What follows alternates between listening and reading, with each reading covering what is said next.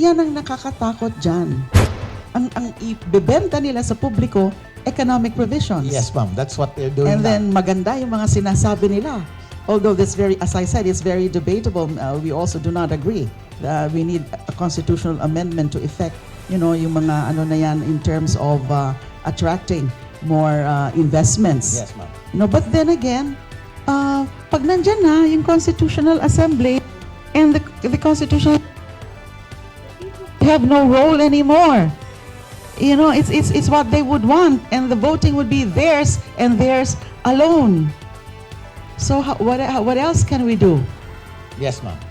So, kung ganun, ma'am, Given your experience as a former legislator and your vocal opposition against charter change, what do you think ang kailangan nating gawin so that we can perhaps solve the economic problems of our country now?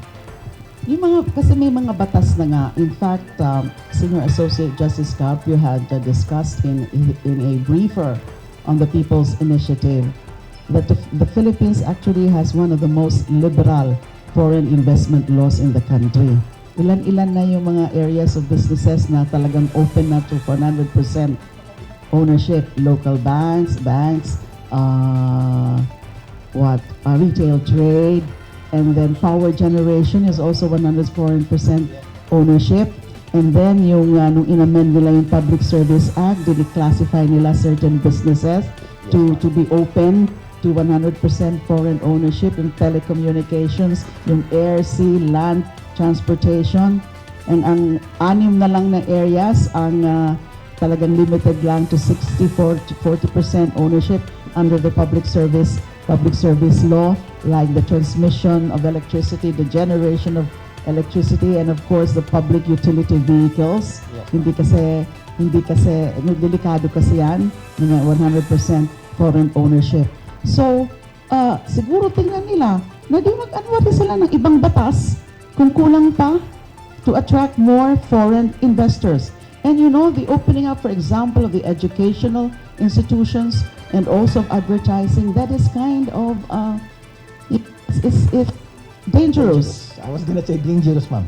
It's dangerous kasi sa educational institutions natin, what if, for example, Chinese entities would enter and control our educational institutes and infuse Chinese propaganda.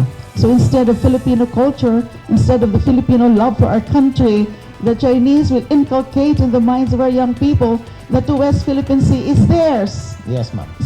So delikado yun.